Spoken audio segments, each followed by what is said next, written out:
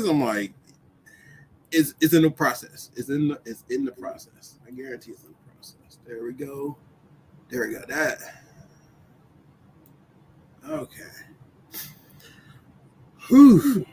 It just it's a lot of how your day been? Your day been going pretty Yeah, good. it's been real busy. For my off day, it's supposed to be my off day, but it's I had 3 meetings today and running around, but it's all good. It was all good. All right, so we are live. Good evening, good evening, good evening. All right, so yeah, I had a good day today, Mr. J. Very productive. Um, Met with a multimillionaire this morning. Oh, that's real good. Yeah, and that was a good way to start off my day. And then I did some other meetings for our next workshop coming up. That's Minister Simone is on with us tonight. Good evening, Minister Simone. Welcome, welcome, welcome. Oh yeah. Welcome to another Rise and Thrive Financial Friday. Woo, woo, woo, woo. Oh Maybe yeah. I need to get one of them horns that, "Wah," like they have on at the Bucks game. Oh yeah. The big old blowhorn. Yeah, Yeah. wah.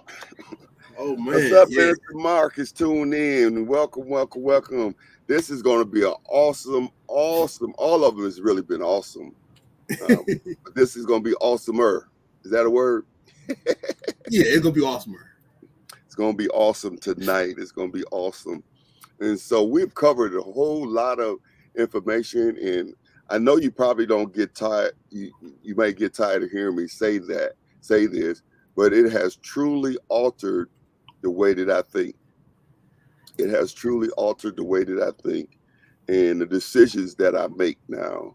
Um, I don't believe, since we've been doing Financial Fridays, I don't believe I made a financial decision since we've been doing this that I have not thought about something that we've learned doing Financial Friday. And it has altered the way that I navigate when it comes to spending. Yeah. Deacon Boone is with us tonight. Good evening, Deacon. How you doing? Area, what's up, my sister? And so welcome, welcome, welcome. This is going to be a great Financial Friday. We got some awesome information. We're going to pull some things together for you. And I had a couple questions concerning some of the things that we're going to talk about tonight. And so if those tune in tonight, they're going to get some answers. So say hello to everybody, Mr. J. Oh, how you doing, everybody? And good evening to all my grinders. Yeah, all my grinders. Well, speaking of being a grinder, I know y'all see my shirt, right? Yeah. Oh grind, yeah. because no one else is going to do it for you. Yeah.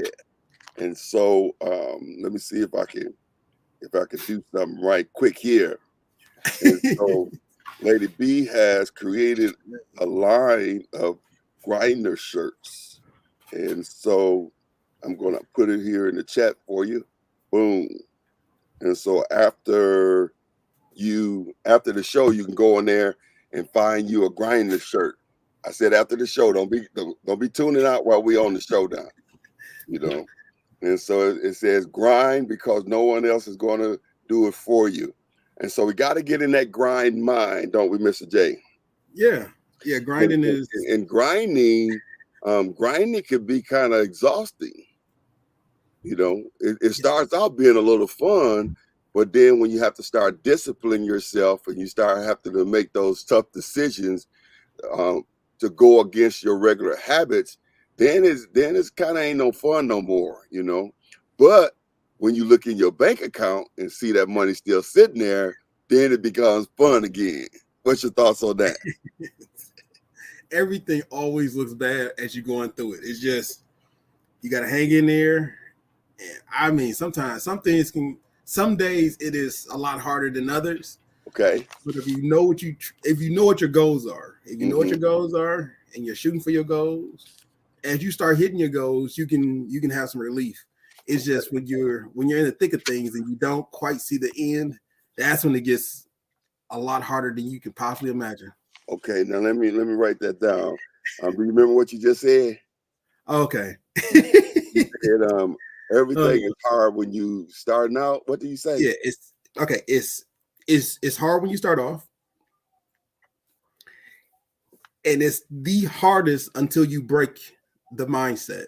That's what's gonna be the hardest. It's gonna be the hardest when you break your mindset. But then once you do it, like once you get past the hump, everything is kind of downhill.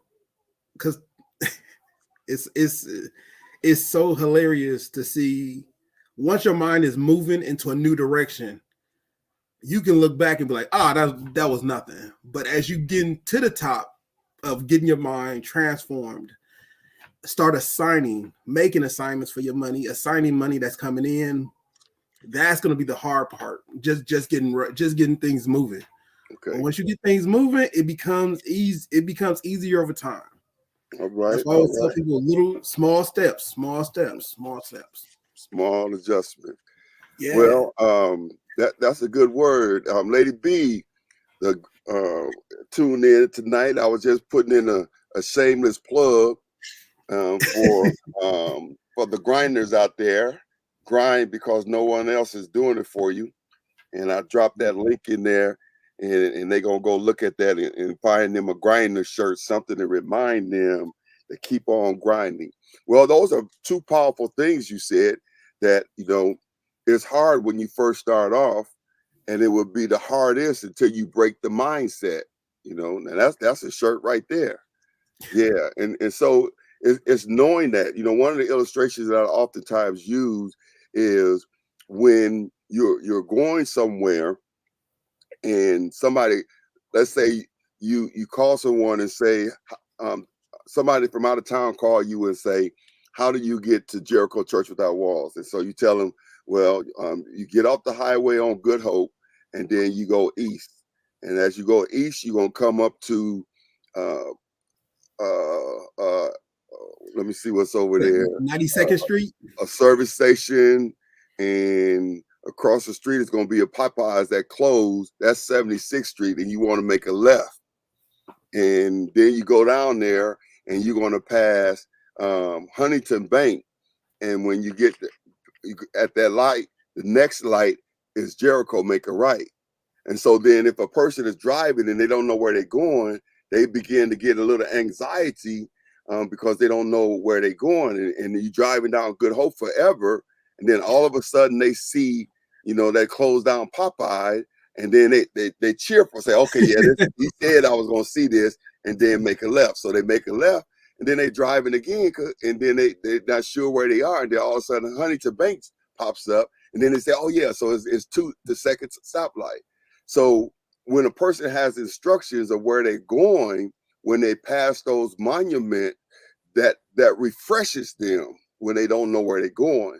So when what you're saying here, it gets hardest. The hardest is until you break that mindset. When a person is going and it starts getting hard, they can remember, oh yeah, he said it was going to get hard. And then when it starts getting the hardest, you'll be able to say, oh yeah, he said that it's hardest until you break the mindset. And so the goal is always, and the Bible tells us that our transformation comes through the renewal of our mind. And so the Bible tells us we have to renew our mind. And as a grinder, you have to understand, as you intake this information, you have to flush out some erroneous thinking. You got to flush out some information that's not conducive to your journey, and then you begin to renew your mind about how money works and how to move forward. And then once you get that mindset, then you begin to flow. Did I say that right? Yes, you did say that right. All right. Awesome. So tonight, what we're going to be talking about tonight? Okay, so just for tonight, we're talking about two things, and we're gonna go over. Well, it's three things, but it's two things, two slides. We're gonna be talking about the financial planner that that was put out earlier. I made some updates to it, to the slide to make it more applicable to everyday life. And then how does that look when you got residual income, and how does that reflect when you start putting back in passive income? Okay. And the reason why is because as much as people, as much as everyone should invest in themselves, your investments over time produce an income. So as you're investing in your investment is bringing back a passive income. You should account for it and then move on with that. And then that's how those little steps become bigger steps. Okay. And then that's how you can start seeing, like when you said the landmarks about the closed down Popeyes. Right. When people can start seeing that their investment is producing a monetary value, when they can start seeing that their money that they are assigning is starting to come back in with a couple of crumbs here, a loaf of bread here, a steak dinner here, right? When it start coming back in trinkles and you start assigning it, you can start accounting for those small advantages to bigger advantages. Okay. All right. I mean, that's plain and that's understandable. And that's important for us to note, because oftentimes when we don't keep that on the forefront of our mind, we get easily frustrated and discouraged. And then one of the safe, I don't know how to say it, but one of the things we do to get to a place of safety is we'll go back to the habits that we're trying to get rid of because they are most comfortable for us. And so when we get frustrated and we begin to feel like, this ain't working, then we fall back to doing the very thing that gets us in these situations, And so that's important to note that, because when you understand that, you have to be willing to go through in order to get through. Yes. I think I just said a sermon right there. I just said a sermon. You got to be willing to go through to get through. And so it may be hard, but you have to keep grinding. That's why he calls us grinders. You got to keep on grinding. What you're grinding? You're grinding up all that bad ideas. You're grinding up those old mindsets. You're grinding out, pressing, pushing, and pursuing your vision, your dreams, your goals. And as he said, we're doing it little by little, small adjustments. But we got to be careful not to go back to the very thing we're trying to get away from. Yeah. I'm headed to my wealthy place. Somebody put that in chat. I'm headed to my wealthy place, my wealthy place, my wealthy place, my wealthy place. And I do agree with some people from the standpoint that things just don't fall out of heaven.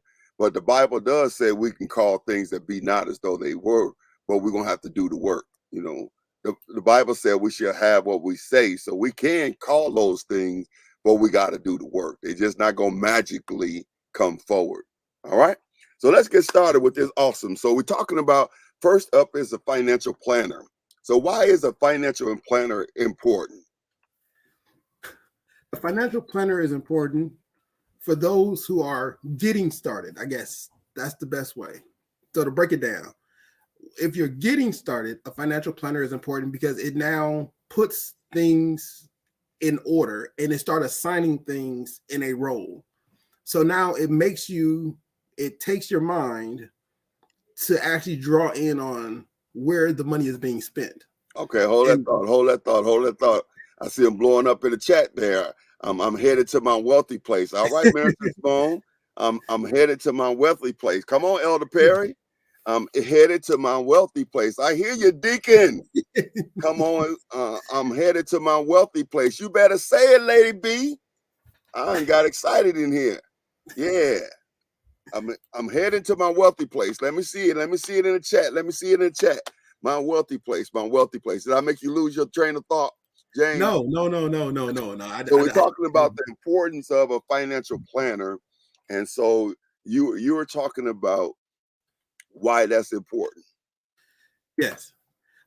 So as a beginner, it's important because now you're focusing on the actual the finances that you have coming in and coming out. And oftentimes I said, if that's too much, just know that you have money coming in and money going out. For the person who's be bigger than or above beginner, and they actually start assigning it. Okay, cool. This is assigned for my rent. This is my tithes. This is my offering. This is for the Boys and Girls Club. These are my groceries. This is my car insurance. Now you are being very aware of where your money is going. So before you even get a paycheck, you already know that these are the items that you will be paying out, which allows you to start making future arrangements for your money. If you know you're offering car insurance, rent, and or mortgage, and your groceries is going to be about $2,000, you can already plan that $2,000 is going to these places. And then the excess of that money is what you will be still assigning, but that way you know what you can play with. Okay. And so let's digest that a little bit. Let's digest that a little bit. I see you, Minister Mark. I'm headed to my wealthy place. All right, Minister Millicent, headed to my wealthy place. Yeah, we getting ready to do this thing. Money cometh in Jesus' name. Hallelujah. Bless the name of the Lord. Yeah. Okay, so you said that having a planner helps, in essence, keep something before you so that you can focus on the moves that you're making. Is that what you're saying? Yes. And so you understand you'll have it's like a dashboard. You know, in the car, you got a dashboard. It tell me how much gas I got. It tell me if the car is running hot or where it is running at. It's got my clock on there. It tell me the temperature that I got to set at. It tells me how many RPMs my engine is revving up, and it's got all the information that I'm supposed to use in order to be able to operate that vehicle. And so you're saying in the same way, a planner is our dashboard, that it keeps the things in front of us, the things that we should be focused on, what's going out and what's coming in, and what things that we know coming up that needs to be spent, so that we're not caught off guards, that we could be able to navigate our financial situation. Did I say that right? Yes, you did. All right, let's keep Cadillacing. Let's keep Cadillacing. Now, for the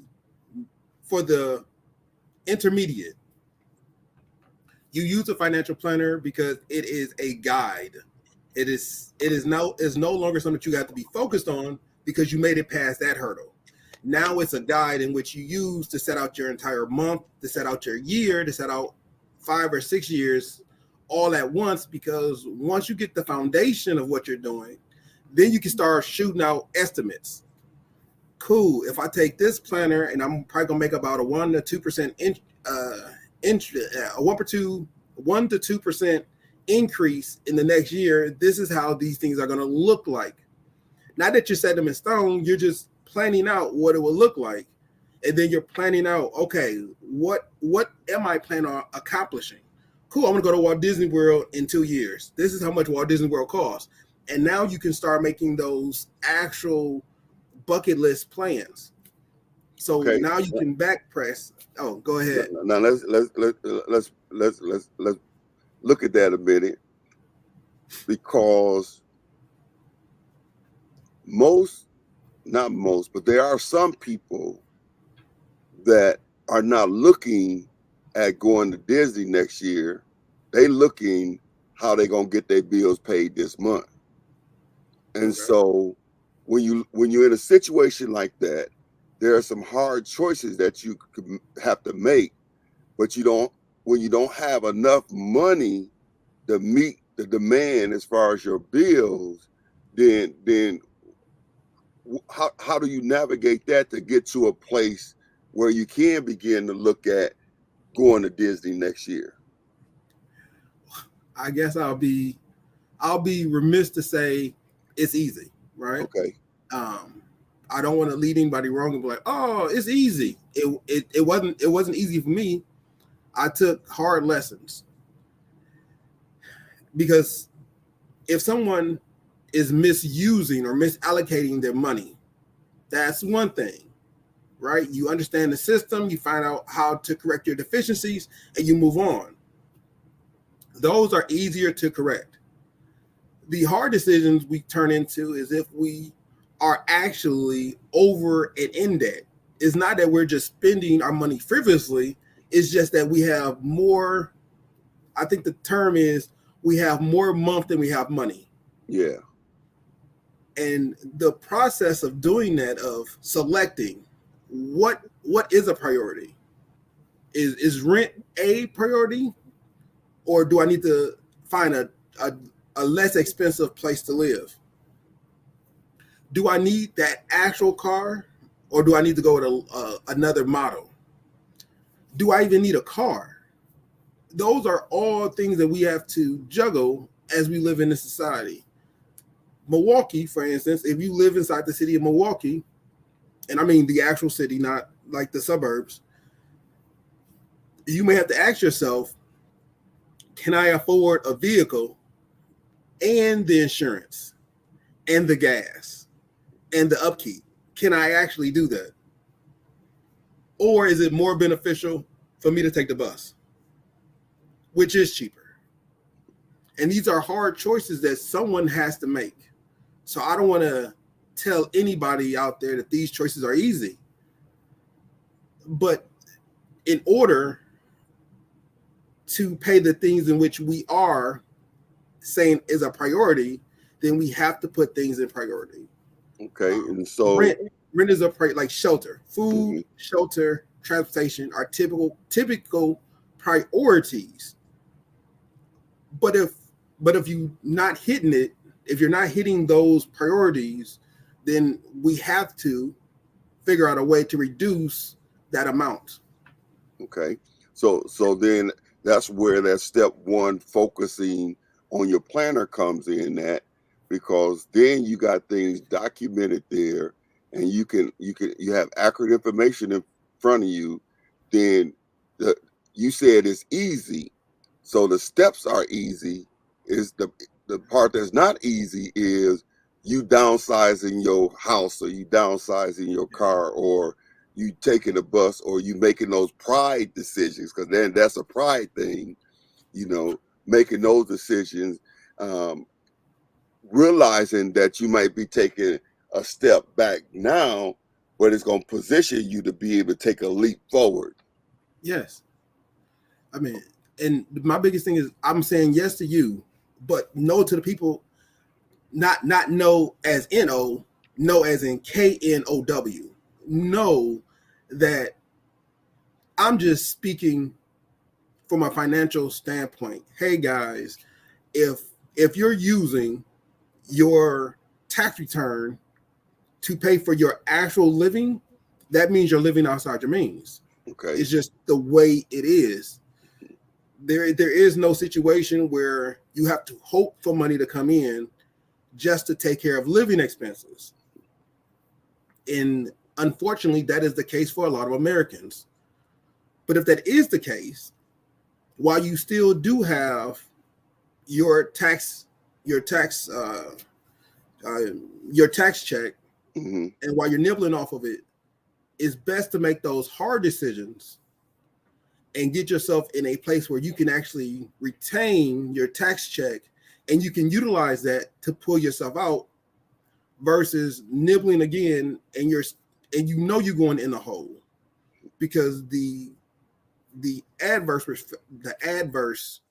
or the negative effect of that is that eventually it's going to crumble, because it always crumbles, because life happens. If you're always on the edge of your seat and you're always at the edge of every dollar, eventually something's going to push you a little under, and then eventually something's going to push you a little bit more under. And I don't want to have that happen when we can see it. That's the thing about being financially aware. If you can see it, because once you become financially aware, you can see this is what it costs in January, this was cost in February, this is what it cost in March. Okay, this is what I paid in January, this is what I paid in February, this is what I paid in March. Once you can see it, now you're aware. Okay. So let's digest that a little bit. I see Audrey on tune in. How you doing, Audrey? And Shannon Williams Jr., what's going on, my brother? He's from Florida. We were down in Florida, and he used to work for Disney, and I don't know if he still works there or not. but he took us, used his pass and gave us, like he was like he was Mr. Walt Disney, and he taking us around the campus. And so it's good that he's chiming in tonight. And then we have Dr. Smoots is on with us, as well as Minister Pfeiffer. So listen, let's see. So Deacon Boone is said you're so right about the tax return. And so we're talking about being able to have your financial planner as your dashboard and be able to be honest with how much money you got coming in, as well as be able to be honest with how much money is going out, and then making some hard decisions as far as what you can actually afford now and what you can plan for later. And the thing with that is that when you are tapped out financially, you said it always crumbles. So it's just a matter of time. If adjustment is not made, that's going to come caving in. And during the time that a person is in that condition, is a miserable place to be.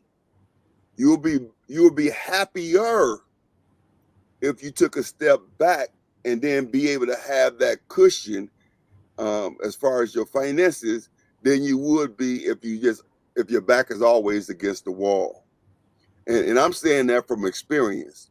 Lady Burns and I, we've been married 33 years, and over the course of our marriage, because we didn't have financial literacy in the beginning, we did what we thought we knew to do. That was some of our biggest challenges. I was spending money and she was trying to save it, and we both had the same checkbook. So her checkbook said we had, $1,000 in it. Well, my checkbook, it didn't have that in there, and we wasn't communicating. And so then I had to make a conscious decision, which was, pride came into play because I'm the man. I was supposed to run everything, but I wasn't good with handling the finances. I wasn't keeping my check log. I wasn't keeping up with the checks that I was writing.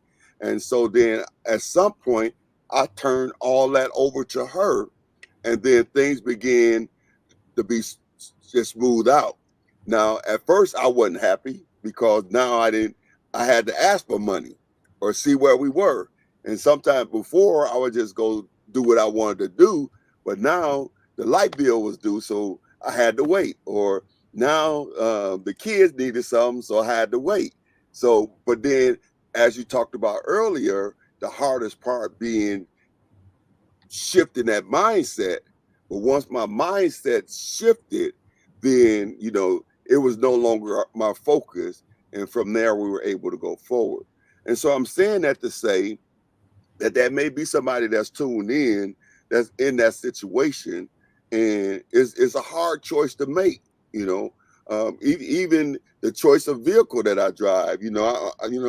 I've always drove a upscale car, and now when I pull up, I had to get my mind right, because now I pull up in parking lots where I park at. I'm the only Chevy in the parking lot. Everybody else got, you know what I mean. They rolling. You know what I mean. And so I had to be okay with that, and because I know greater is going to be coming. You know what I mean. So I'm just saying that as an example of the importance of us focusing, having that financial planner, and looking at the real, what is and what ain't, and making some tough decisions. Am I saying that right? Yes. Okay. That is like but though it's easier said than done. And I can only tell people that it's always easier for somebody on the other end to say, hey guys, just make a tough decision and keep moving. Okay. But I've been in worse places than some people could think of, but the tough decision was made. I remember, I think my mom kept this little bank receipt. So for the 3 months straight, I only had a penny inside my account. So literally, I'll get paid. I had a good job. I had another job. So I'll get paid and I'll spend all my money. And then it'd be like a penny or less than $1 in the account. Mm-hmm. And then I'll get paid. And then I'll spend it all. And I'll have like 99 cents in the account, like 28 cents. And I The guy you see now wasn't the guy you see when I was younger. Not the guy younger, the guy now. So the guy younger, you talking about a guy who had 2 jobs, trying to go in and out of college, and I was working. I had money, but I didn't have an understanding of what exactly what I was doing. I knew that I had money. I just didn't have it assigned properly. So I will get it and spend it, get it and spend it. And my motto was, as long as my bills are paid, I'm good. Okay. But then I hit struggles. I hit like real struggles. And then I start realizing I don't have enough.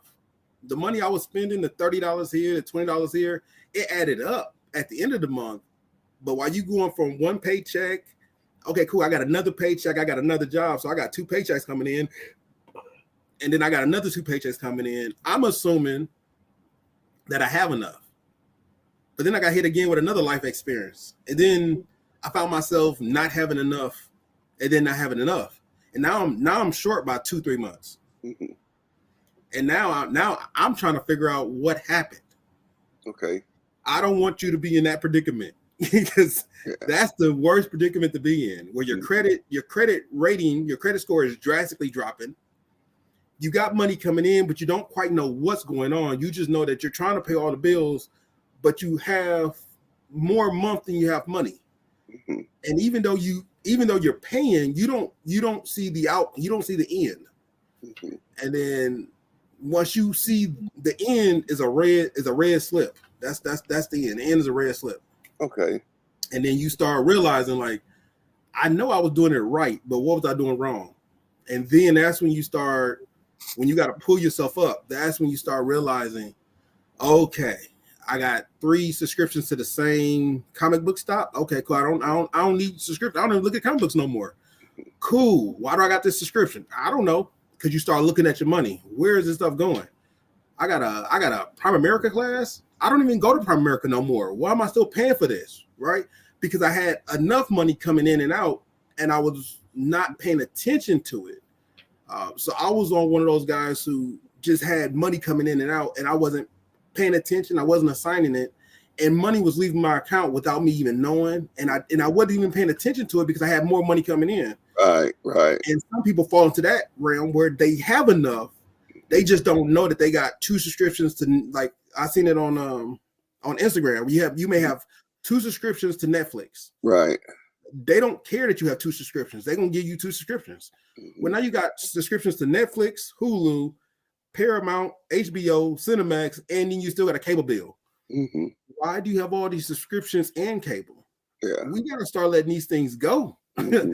We got to find better avenues to watch what we want to watch. I don't need to have an HBO just to watch one show. I need to figure out how not to watch that show or watch it on a free service. Yeah. And then as you dig yourself out of these holes, and when I say holes, I mean like credit takes 7 years to repair. So as I'm digging myself out, it wasn't easy. So I can tell you from a mathematical point of view, it's easy, right? We look at it, it's easy, we can do it. But when you're going through it, I didn't see it, and I thought I was good. Yeah. So I understand that others may not be able to see it. I'm just saying, once you look at the numbers, you can see it through the numbers. And that's why we're talking about financial planners, because that's how you're going to be able to see it. Because you're going to write down what's going out and you're going to write down what's coming in, and you don't do the math. Now, Shannon says, and a side note, Shannon, we'll be down there for a week in April. And Shannon said that handling your own pride would only take you so far. So if you hold on to pride, it's only going to take you so far. And just like you said, James, if it's unstable, it's going to crash eventually. And so if we begin to make the adjustments before we get to that place, then it could be a smoother transition. It doesn't mean that it's not going to hurt. Even like you were saying with the streaming and things, we gave up our NBA channel, and they beloved NBA, but now we stream NBA on a streaming NBA that's free. But you got your commercials and you got the sometimes it buffers, you know what I mean? Yeah. But you know, and I be getting upset sometimes when I'm watching. I'm saying, you know what? And I pick up the phone. I say, I'm just gonna call them, tell them to put it back on, you know. And but I haven't put it back on yet, you know. But Yeah. you know, I'm just saying, you know, these are natural struggles that you go through trying to find that platform where you will be able to go forward, because we want to move forward. We want to move forward, and we don't want our money to tell us where to take a vacation. You know, we want to tell our money where we're going to take a vacation. You know what I mean? Yes. Because if the money, if you don't have it, then your money is saying go down to Kenosha and take a vacation. You know what I mean? But if you have it, then you can say where you want to go to take a vacation. All right. Let's look at what we got in the chat and let's see if we can move down a little further. And so Ms. Pfeiffer said rich people problems. You know, Deacon Boone sent me a video, and I wish I would have talked to Mr. Brumfield earlier and seen if we could have played that video. But he sent me this video, and the guy in there, he was talking some good talk. And he in essence said, rich people are rich because they live like they're poor. Poor people are poor because they live like they're rich. You know. Oh, you know. Okay. I think I seen a comedian say that. Okay. A dude named Deon Cole. Okay. Deon Cole. He's a comedian, and he was talking about how he had Louis Vuitton bags. Like he got a bunch of Louis Vuitton bags. And then I forgot the host. The host is Conan O'Brien. And he said, I come up there, I got the Louis Vuitton bags. I'm like, it got like 3 folds in it, right? Conan O'Brien runs the show. And he was like, he came up there with like a trash bag with his clothes in it, like, I'm ready to go. And he was like, what is that? That's a trash bag. And he was like, that's all I need. Like but that is the truth. I'm not saying walk around with a trash bag. I'm talking about, if you notice, a person who owns a lot of stores, when they walk around, they're not walking around blinging all out. Yeah. They're actually walking around plain. Mm-hmm. Bill Gates is a very prominent person, right? He did Microsoft, but he got an old blue pickup that he drives around town in. Mm-hmm. His shoes are the same shoes he probably wore when he was in college. Yeah, right. He doesn't appear to be this uber billionaire, right? He doesn't appear to be that way, but he doesn't have to be, because all it matters is that he puts his name down on a piece of paper and he can get what he wants.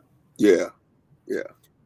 Mark Zuckerberg, another guy, he said, I will wear the same uniform. So he bought a lot of the same clothing. Right. And that's what he wears. As a regular thing, he wears almost identical clothing that he wore from the day before. Mm-hmm. But why? Because that doesn't matter to him about the clothing. What matters to him is, I'm going to buy another company. What matters to him at this stage in his life is, I like that. I want that underneath my platform of Facebook. Those are the bigger people. But even if you look at if you look at the millionaires, the millionaires got a basic suit on. It's not like it's an uberly flashy suit. It's a basic suit. It says, I'm here, I'm professional. Yeah. And then that's how they are to be presented. Mm-hmm. I'm here, I'm professional. If you look me up, you can see all these accolades. Right. But as you see me, I'm just a regular guy. Mm-hmm. Just respect me as who I am. So yeah. Sometimes those brands do get us all. Yeah, and that's important. And then let me say this, and we're going to move forward.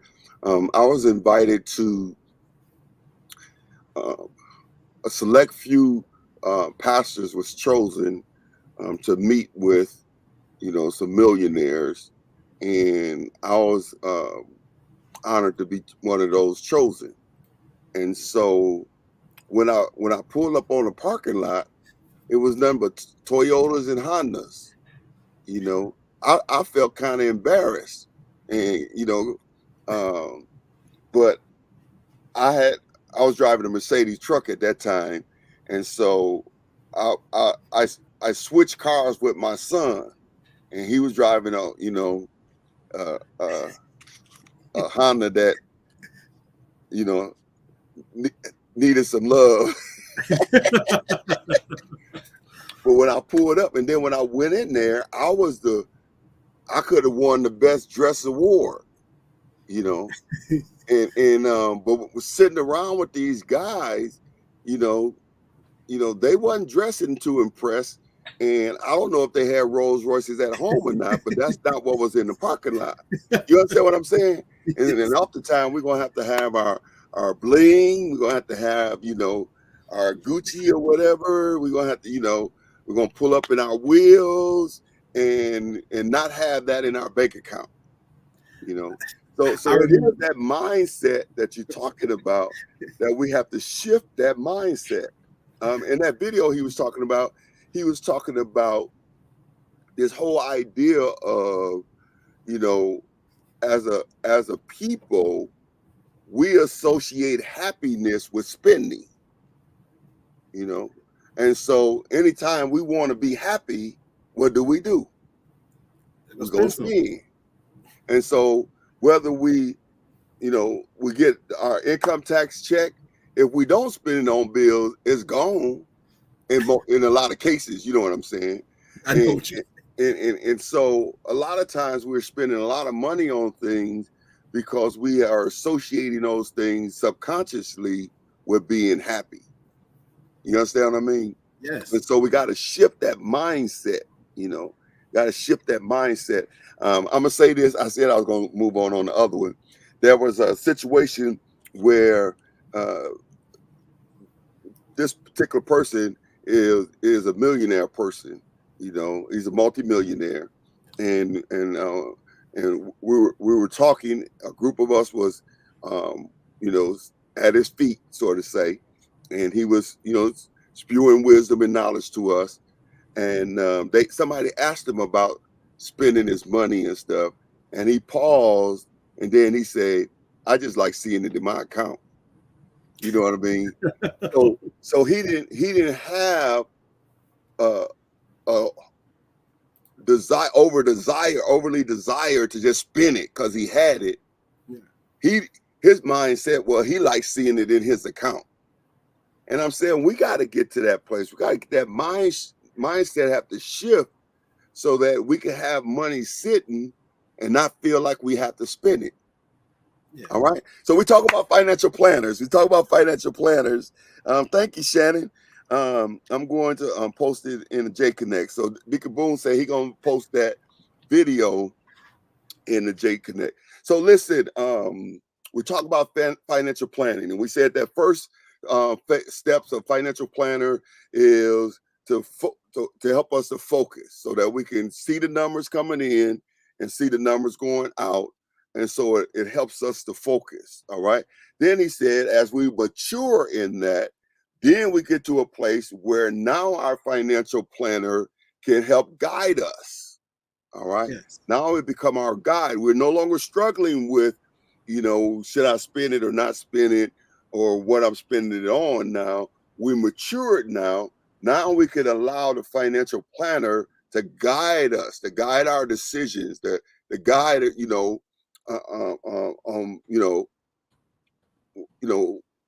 what we want or what we should buy or whatever. So I guess that guiding our decisions. All right. You want to add on to that, James, as we keep moving forward? Who I want to add on so much. Oh my goodness. Okay. So let's help the people. Yeah, as you get better at the first step is seeing your finance. That's the first step. The second step is that you recognize where your money is coming from. The third step is what I was talking about, is once you understand where your money is going, that's when you can start making plans and goals. So when I told everybody, what is your vision? When we went over the financial steps, I was like, hey, you're investing in your vision. Hold on. Oh, go ahead. You said the first step was seeing, the second step was recognizing, and what was the third one? The first step is seeing your money go. That's just knowing how much you got going out, how much you got coming in. That's the first step. The second step is recognition. Okay. You're recognizing where it's going. Because I'm not asking anybody to change don't change don't change who you are or your trajectory without knowing what you're changing. That's like going on a fast, but you don't know why you're fasting. You're just fasting. Okay. Why are you fasting? Well, I'm fasting because I just feel like fasting. Then the fast is pointless. You got to know what you're doing. So the first step is seeing. The second step is recognition. The third step is now you're assigning. So when I tell you that it may take 2 to 3 months, guess what? It may take 2 to 3 months. Because of your first month, you see that you're spending $5,000 and you only have $4,500 coming in, you know you're losing $500. The next month, now you're putting it in position. How much does rent cost? How much does my car insurance cost? Do I have a car note? What am I spending on groceries? I got all these extra expenses that I didn't even account for. I got these miscellaneous things that are coming in. Right now, you're recognizing where everything is going. By month 3, you're signing. Okay, cool. I need to cancel that subscription, that subscription, that subscription. I got rent coming in on the 1st. I got a mortgage for a whole nother U-Haul storage unit coming in on the 15th. I got a car note on this is with insurance. And now you're recognizing what's going on. The fourth one is to take action. That's when you start taking action. Hey, guess what? I don't need all of this, so I'm going to cancel all of this. Hey, guess what? I don't really need a car with a car note that's $500+. I need to take that car in, and I need to get a car note that's going to be around $150. Right? You're making the adjustments. Now, when I say make the adjustments, I don't mean you get out there and you make 100 different adjustments. I am telling you that's when you start taking action. Start. Step 4 is start taking action. Hey, guess what? Where do I want to be? Okay, let me cut out the fat that I don't need. It's like the basketball subscription. Do you really need the basketball subscription, or can you find another way? That's how you start taking action. Hey, I can get a free service that will give me commercials, but I still get to see what I want to see. Okay, now I'm removing that subscription because I have a way to see what I want. Do I need a Rolls Royce, or can I look pretty good in the Lincoln? Okay, cool. I can look good in the Lincoln, so I don't need a $350 monthly card note with a $280 insurance plan package. No, I can move all of that into a regular car that's going to be $150 a month, and then my insurance, because it's not a high performance or a luxury car, my insurance is going to be down to $100. Okay, now let me just pause in there, and I shouldn't do this because this is just not necessary. But Lincoln is my favorite car, and don't you ever call a Lincoln a regular car. All right, now we can go ahead, go forward. I don't have one yet, but yeah, Okay, let's say a Hyundai Elantra. Okay, there you go. The Hyundai Accent. We're gonna do the Hyundai Accent. The Chevy, what's that? The Chevy Smart Car? What's that? The Chevy Arrow? Well, they may not have to go that low, but okay, all right, we'll say a Chevy. See, I like Chevys. Okay, so I enjoy my truck too. Yeah. I do enjoy it. Yeah. Contrary to popular belief, I buy Chevys. So I think Chevys are very economical. Yeah. So that's why I buy Chevy. Yeah.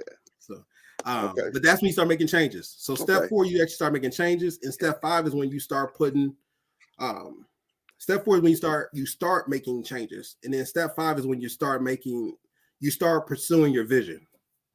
So if I had to put this in a step 1 is seeing, step 1 is seeing, step 2 is recognizing, step 1 is seeing, 2 is recognizing, 3 is assigning. That's when you start assigning your money. 4 is when you start taking action. And 5 is when you start setting priorities. Okay. Oh, no, I thought that was pursuing visions. Is that setting the priority? Yeah, pursuing visions. That's when you set because your vision is the 20% that you're assigning your income to, but you got goals along the way. So no one has thank you. I think I got a Chevy too. Thank you. Thank you. You know what I'm saying? Okay, I'm gonna go off the screen. Where am I go off the screen? But that. There you go, right here. I'll do like that. Oh my goodness. Okay, hey fam, I got a Chevy. So anybody listening, your brother drive a Chevy. Okay, We I'm your drive a brother. Chevy. I drive a Chevy. We all right? drive a Chevy. Yeah, Okay. no, it is a good car. Okay, Yes, it is. it is. However, it is not the most expensive. All right, Okay. it's just all right. Let's be on the same page. It's not the most expensive car, Right. but it is a good car. It is a good car. So we're pursuing vision.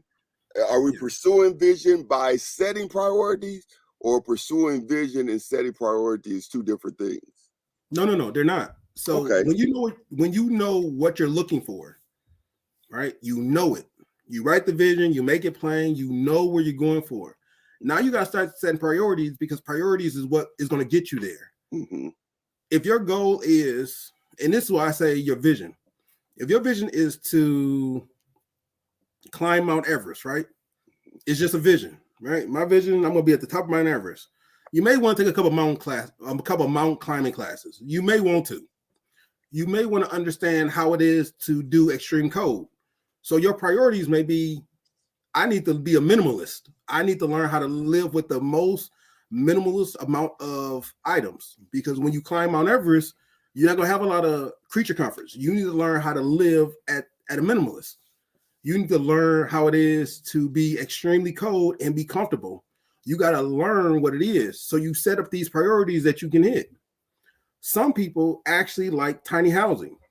So you may be a person that says, you know what? I'm getting a little older. I want to see the country. I'm gonna get myself a tiny house and I'm gonna get myself an RV. If that's your vision, is to see the world and drive everywhere, and your goal is to get an RV, well, now you got to set those priorities. How much does an RV cost? What are you planning on doing to get the RV? And these are just priorities. But by setting priorities, you can hit your vision. Okay. Now I got a question. Yes. And I'm gonna see if you can. We got it cracking up in the chat on that Chevy. Mr. Simone said, "Don't do Chevy." All right, okay. She telling me, "Don't be messing with the Chevy." I got it. Now remember, now I drive one, so I wasn't coming for y'all. Listen, is minimalist is a real word? Oh my goodness. I think it is. Okay. I do. I'm pretty sure I think it is. I think it is. Okay, now that's very good there. And the things you said is very uncomfortable, but you got to get comfortable with that, Yeah. because the ultimate goal is that you're able to reach whatever it is that you're pursuing. And so Right. if it means, you said being cold means that I could be comfortable with that, knowing where I'm going. It's important that we, I think it was Apostle Hilliard. He says that our bodies are designed by default to move from pain to pleasure. So that's why if a person is laying on the couch and their house is not cleaned up, they don't clean up because they see cleaning up as a painful thing, and they see laying on the couch watching TV as pleasure. And so our bodies, we're made that way. So things that we have defined as painful, giving up my car or going to a tiny house or being cold, from a natural standpoint, we move away from that. You know what I'm saying? That's how we wired. And so the only way we'll be able to go forward is we would have to redefine what that means. Redefine why I need to be cold right now in order so I can be, whatever later. Redefine why I need to downsize right now in order to upsize later. Define why I need to stop spending now so I can have later. And so we have to understand the way we're made works against us sometimes because of the way we define things. Yeah. And so we have to redefine things, keeping in mind what you went down through here, our focus and our guide and the steps that we're talking about. And so that's very important, because there are so many they will freeze up hearing this information. They'll freeze up because they'll see it as being painful, You know what I Yeah. mean? And so then it'll cause them to be like a deer in headlight, and so they won't go forth or they won't go backwards. All right. Yeah. Shannon said, yes, that is a word, and Lady B chimed in and said, yes, there is that is a word. Now, Hey, Pastor, while they chewing on that, you want to talk about the upcoming workshop? yeah. Now this is what I need you all to do. Are we still? We got some more to go on the financial planner. Yeah, we do, but Okay. Well, listen. Let's do this. I want to make sure we're carrying you all along with us so that we don't get so far out, because I know I can get way out there in my my analogies and all that kind of stuff. So if you got some questions, I need you to put them in the chat. All right. And so while you do that, let me talk a little bit about an upcoming workshop on February 24th, our entrepreneur workshop. And this will be a good opportunity for those of you who are business owners, because this is going to be a practical guide. We're gonna talk about building business credit, and we're gonna have some practical things. One of my meetings today was with the person who's going to be leading this workshop, and it's just going to be some awesome information as he was sharing, as we were looking at, because we're putting together the workbook. It's going to be some awesome information. And if you are a business owner or you're thinking about owning a business, you really need to be here, because there are some things you can do under your business and you can leave your personal finances alone. So we're gonna talk about understanding business credit scores, how to establish credit relationships, managing credit responsibly, and these are just a few things. We got a whole. I mean, the workshop is from 9 to 3, and it's $25 for registration. You got to register. You must register, so I know you coming. Our last workshop was we almost ran out of workbooks and lunches, because you get, for $25 you get a workbook and you get lunch. And so we almost ran out, and that was because of the last one. I was telling people to come on out, sign it. You can sign up at the door, and then I was messing up. So I need you to register. You can pay at the door if you don't have it up front, but I need you to register. I need you to register. You can go to dradburns.com/events. That's dradburns.com/events. And that's next Saturday, February 24th. I will be in Houston, but I'm flying back early so that I can make sure that I'm at that workshop. All right. And so make sure you do that. It's going to help you. And like I said, it's going to give you some alternatives to tap it into some funds, because some people are using their regular monies for business. And this way you can begin to build your business credit. And then you can, if you use your car for business, you learn how to fold that baby up under there. And, I say all that stuff. I don't know if the IRS is watching, but that's what it's for, though, ain't it? Isn't that what it's for, James? He said, leave me out of it. Leave me out of it. Don't. All right. My goodness. So listen, make sure you register next Saturday, February 24th, 9 a.m. to 3 p.m. It's going to be a power-packed day and never a dull moment. And I guarantee you, if you put to practice what you learn, you'll be well on your way. On the last workshop, I had people reach out to me and said that day had already started making changes that benefited them to move forward. Yes. All right. So I didn't see no questions in the chat.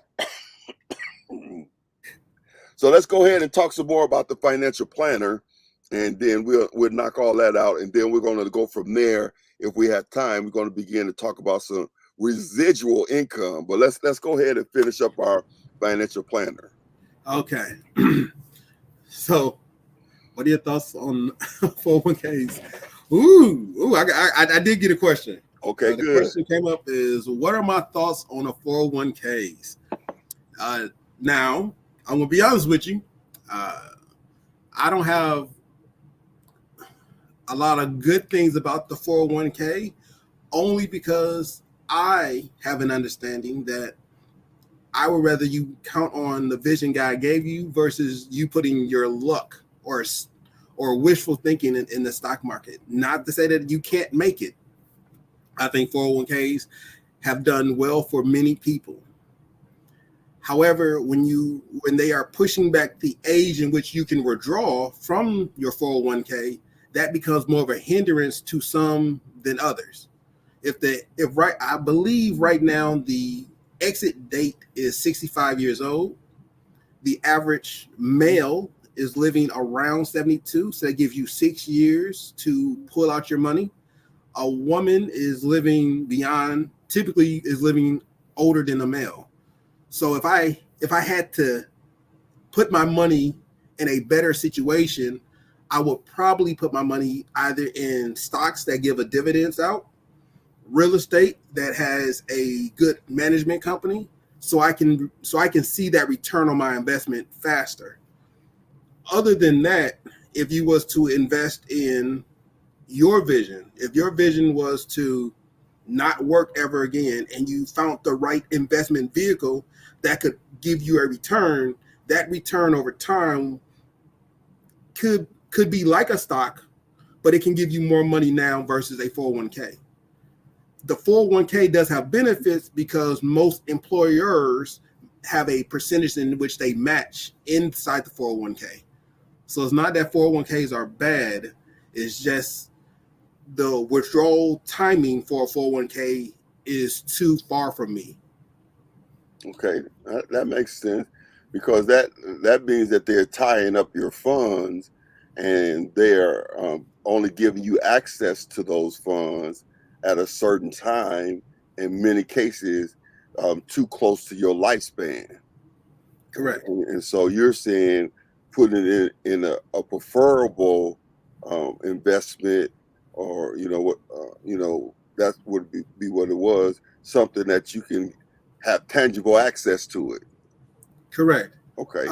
And the reason why I say that is because the insurance company knows what they're doing. The previous one used to be 60, and then before that it was 55, and then as people kept living longer, they just kept pushing it back, and then as people worked, they kept pushing it back. So those things became more of a hindrance.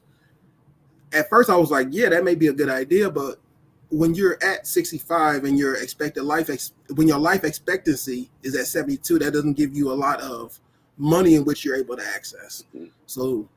So if you do got a 401k, if you have one, right? If you have one, go with it. Okay. I'm not telling you to close it all out. I'm just saying, make sure you have a proper understanding of that 401k so you can utilize it properly. Okay. And so that could be a part of the diversifying, right? Yeah. You talk about diversifying. So if you said if you have a 401k, don't close it out, utilize it, but then think about diversifying and putting money in a different situation that gives you better access to it. Yeah. Right. Okay. All right. Very good. Very good. I think Elder Perry said you can get a 401k. I believe he's saying you can get a Roth IRA at 59 and a half years old. Okay. All right. The reason why I say that is because if you look at a dividends check, if you was to put money in now, you can get a dividends check tomorrow in about 2 months. And in some incidences, you can get it the month you put it in. Depending on how you play stocks, you can get a return on your money almost instantly within a week. So that's the reason why it's not that I'm against the Roth IRA or the 401k. It's just it gives you more mobility. It gives you more mobility. I understand what you're saying, because then if it's paying out, let's say in a month or whatever, versus I have to wait till I'm 65, I can in turn take that payout and reinvest it into something else, and then now I got money coming over there where that one is still making money. And correct. So I'll get what you're saying, versus if you have it there, you just have to sit on it like a Easter egg or something. Yeah. And people forget. Remember, the market can shift. You can have a lot of money going into your 58th year, and then on your 59th year, the economy could drop. Just like that, the economy dropped. You don't have access to pull your money. You got to hope that someone else can do it. So those are the caveats to it. Because remember when the stock market did crash, remember when the housing market did have our recession, it was a lot of people who had 401ks who was losing all of their money. And as unfortunate as that is, we have to learn from those mistakes or those situations so we can be in a better position moving forward. Right. Okay. Very good. Very good. So we're talking about financial planners. We're talking about the importance of having a financial planner. We concluded that a financial planner is a dashboard. A dashboard helps us to focus. On our dashboard or our financial planner, we need to have our income, what's coming in, and what's going out. We need to be very aware of that because with accurate information, we can make accurate decisions. And then based on where we are financially, we have to make some tough decisions of whether we need to cut back, whether we need to drop some things in order to find that balance. And I threw that in for free, that when you do that, even though it seemed like you're taking a step back, it gives you relief because now your back is not against the wall and everything that's coming in is going right out. And so when you take that step back or when you make those adjustments, if you will, because it's not really taking a step back, making those adjustments, it frees you up. You know what I mean? And so we said that it was important. That was the first step that we be able to focus on what we need to do, where we are. Then we said the second step when we're talking about a financial planner is as we mature, it becomes a guide. And so now it helps us to make better decisions. You know, it helps us to plan things out. It helps us to see when we can do something and when would be the best time to do something versus just doing it in the blind. Yes. Right? Did I summarize pretty good? Yeah, you did summarize it. I do want to add in, right? Okay. All businesses do this every single quarter. Okay. So if you get any business affidavit from a company, they have their quarterly meetings. Guess what? They're planning out 5 to 10 years. Mm-hmm. That CEO isn't planning on being there in 5 to 10 years. That accountant isn't planning on being there 5 to 10 years. But they're always planning out, hey, this is where the company is moving 10 years from now. This is where we're going 10 years from now. And they're doing that because if you look at all their statistics, all their numbers, you flip a couple pages and they have a actual budget. This is what we got in today. This is what we expect to get in next year. This is expected we get in 5 years. This is our expectation for 10 years. They're telling you these are our expectations and they're planning accordingly. Does that mean in 10 years they will hit that number, go high or low? No, it's telling you we're planning for this amount. So since we're planning for it, these are the levels that we need to hit. And that's how you run everything backwards. Okay. So you look forward to line up yourself. So I'm not here looking forward. I'm at the end looking backwards. Okay. All right. I'm at the end of the race saying, what do I need to do in order to hit this? It's like a good track runner. You walk the course and then you plan, where do I take my longest stride at? When can I speed up? At what point do I accelerate? The same thing is true when we talk about financial planning. When you start looking at it, you know, okay, cool. For people who own property, our taxes, you either pay it all in January 31st or you pay it 10 months out the year. You can say, I know that I'm going to have a break here and then I'm going to be able to pay off most of my real estate tax here. If we do the water bill comes every 3 months, just like clockwork. So when you're looking at your financial planner, you can attest and say, okay, I know the water bill comes every April. It comes January, April, August, and then it comes in November. That's the 4. 1, 2, 3, 4. Yep, it comes 4 times a year. Okay. You can plan that out once you start noticing it versus it sneaking up on you. You can plan it out. Yeah. By planning it out, now you know what to. Oh, here come April. I know that the water bill hits in April.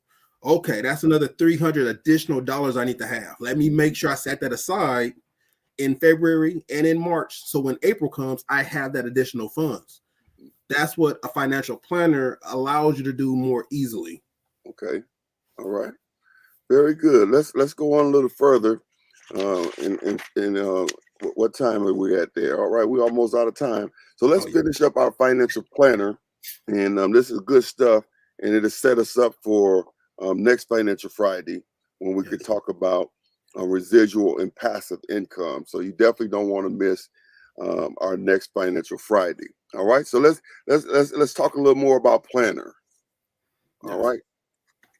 So as you become better at planning, and this is what we was talking about from the beginning. So 90 days ago, that sounds like a lot, don't it? 90 Yeah. days ago, just 90 days ago, we talked about this. You're on the race, right? Mhm. And 90 days ago, just like now, I'm telling you that God has a plan for you. I believe that. I live by that. And I tell people that God has a plan for you, like as an individual. Then God has a plan for you if you're a man or a woman. God has a plan for you if you're a kid. God has a plan for you. And if you know what that plan is, and I say if, Mhm. pray, study, fast. If you know what that plan is, that should be what you direct everything you do towards, because that's going to be your happiness. Inside God's plan for you, your passion, all your abilities, your time, everything lines up with the passion God has for you. I am not good at doing English. My passion isn't English. My vision is not going to be being an English major. It's just Okay. not going to line up. Mhm. What the vision God had for me, when I pursued that, I found out I'm really good at math. I'm really good at this particular area of math. I'm really good at these logistical information, right? Everything lined up when I pursued the vision. So I can tell you from experience, not just from words and thoughts. I can tell you from experience, know what your vision is, and then pursue the vision, and you will see what path you take. And then from there, you get your goals. Okay. So that's good stuff. That's good stuff. And again, you got to understand how important it is to shift in your mindset. Yeah. You know, so that you could begin.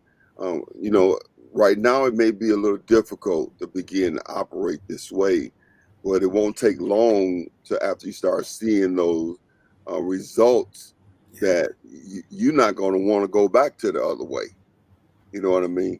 I mean, it ain't nothing like when I look at my bank account and see that $5 million sitting in there. I'm like, you know what? I just, it just makes me feel good. You know what I mean? Oh, I forgot. Did I just tell everybody I was? Nah, That's okay with me. You, that's in the you, spirit. That's in the spirit. Um, Mr. Spohn said he gives us more on the way than he does at the start. Yeah, don't require to know everything up front. Start at start, make small adjustments, and keep moving forward. Keep moving forward. Remember, you are not here looking forward. You forward looking backwards. All right. yes. Yeah, you looking backwards at back at this place. You already in your mind. You have to already be past this place. In your mind, you have to already be where you see yourself at, and then you look back, and it makes it easier when you do that because they say hindsight is 20/20. And so you'll be able to see things clearer from that perspective than you would. Oh, I got to write that down. That'll preach right there. All right, But James, we got a few more minutes left. What else I do we have do. Okay. left for financial planner? Just motivation. Okay. Guys, you got this. I want to tell everybody, you got this. If you take your first step, you got this. If you take your 26th step, you got this. Remember, this is just like being sanctified. Mhm. You got baptized, you come up, you feel wet, but you don't know that you're changing. Mhm. You just don't know. You like, man, I know I got this water, I know God is with me, but how does that look? Because I'm still in the same situation I was in when I left. But you're different though. And then the next month come by, you like, I don't even know if it's really happening because I got all these emotions and I'm trying, but I'm still in the struggle. but you understand you're in a struggle now. And now the next month come out, you're like, man, I'm in a struggle. I'm making all these adjustments. This stuff ain't working. But now you know you're making adjustments. And then at the end of it, you look back 5 years later, and you're like, dude, I can't believe where I came from. Okay. Now you recognize the end from the beginning.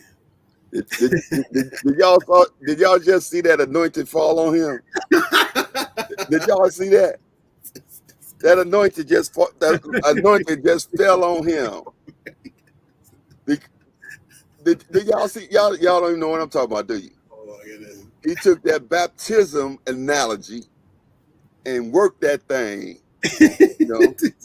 Yeah, he took that baptism analogy and he worked that thing. I don't think throughout the history of our Financial Fridays you ever did a what do we call them when we do that? I'm lost for words. It's not an illustration. What do they call it? What do they call it? Come on, somebody. What do they call it when you do that? When you metaphor? No. Okay, I can't remember. I don't know the exact words, but normally Shannon said a metaphor. So normally he's a straight shooter, but this time he took that and made a metaphor and made that thing live. That was that anointing fell on the boy. That it dripped from the head. Oh my goodness! Oh my goodness! Hey, Minister Spawn is asking us a question. She said, "Are you you are looking from the end to the beginning?" And she wanted to know if that's right. Now we said we're not looking from where we are to where we're going. We're looking from where we're going to where we are. But I think that's saying the same thing. Yes, I would just change from the end. I'll be saying yeah, you are looking at the end. You're looking to the beginning from the end. Okay, yeah, I'll just change the wording because you're looking at the beginning from the end, not from the end to the beginning. That was it. No. It's the other way around. I'm looking at the beginning from the end. No, so I'm at the end looking. No, right. You at the end looking to where you are. Yeah, that's what I said. What she got is good. Okay, all right. If I was saying it, I would say it. You're looking at the beginning from the end. Yeah. Okay. All right. Okay. But the information is still correct, and it's easier when you see yourself at the end. Okay. And you looking back, because at the end, I make a lot more smarter decisions as an older James than I did as a younger James. Okay.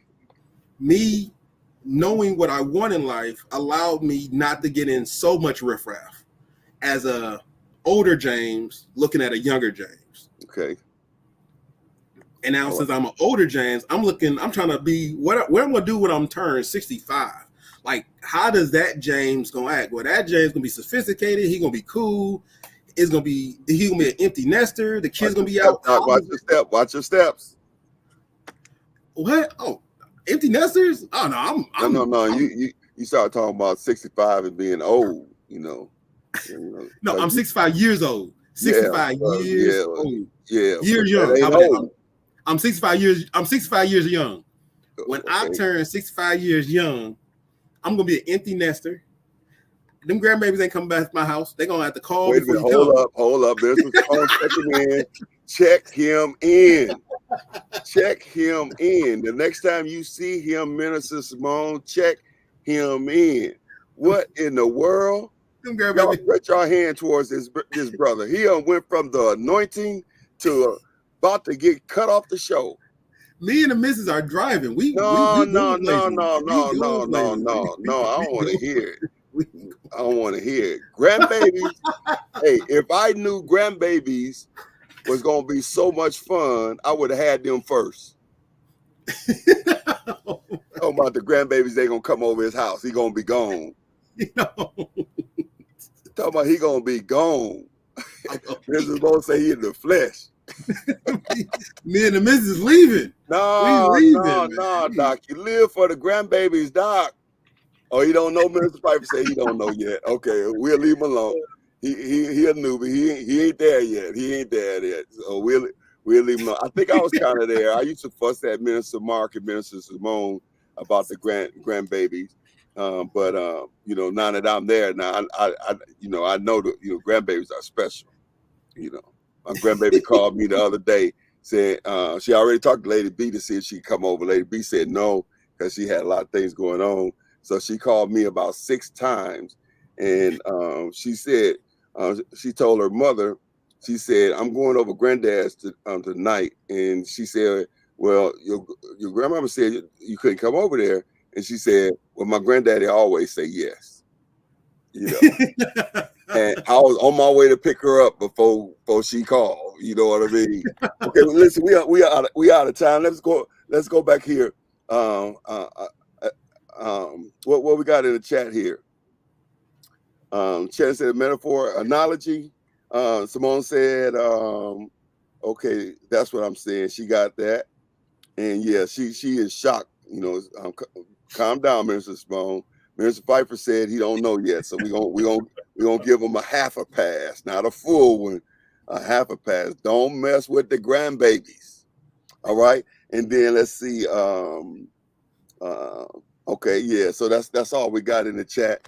Listen, we are out of time. This has been another incredible Financial Friday, and again, we pray that you are getting practical information that you can apply to your situation so that you can begin to see results. Our goal is not to get done from you. Our goal is to see you have financial freedom. Yes, indeed. Yes, indeed. And if you do what my co-host, the financial guru, brother Dr. Sergeant James Jones, if you take the information that you're receiving and apply it to your situation in small increments, you will see results. All right. Listen, I just started a new TikTok. And so I want you all to follow me on TikTok. I'm starting to enjoy it. At first, I was kicking and screaming. Minister Brumfield was trying to get me on there, and I thought, she don't know, she ain't no pastor. How she know, But I started doing it, and I wish I would have listened to her a lot sooner. Yes, I said that on the air. I wish I would have listened to her a lot sooner. I really enjoy it, and so I'm trying to get more consistent. I think I did pretty good this week. The goal is to be on every day, but follow me on TikTok. If you're a TikToker, I need you to follow me on TikTok. My goal is to get to 1,000 followers on TikTok, and so be a part of the 1,000. I'm gonna come up with a term for it. Yeah. So make sure you go to TikTok and follow me and get a word of encouragement. And my goal is to build you up. That's my goal. All right. I'm the cut man of the TikTok. Yeah. And so my goal is to build you up. All right, James, close the comments. I love you all, and I'll see you out there. Oh, look at it getting all mushy now. He getting mushy, because he talked about the grandbaby now. We had him on the ropes, and now he talking about, he getting all mushy now. Yeah, you gonna have to deal with that for a while, James. You're gonna have some residual from that, because we some diehard grandparents at Jericho. Mr. Simone drive down to Alabama, to see her grandbaby. Minister Mark, he drives down to Colorado to see his grandbabies. And I know Minister Pfeiffer, she be going to see her grandbabies. But yeah, we start talking about how you ain't gonna let your grandbabies come over. You gonna have to come home and okay, we'll talk to you later about that one. Yeah.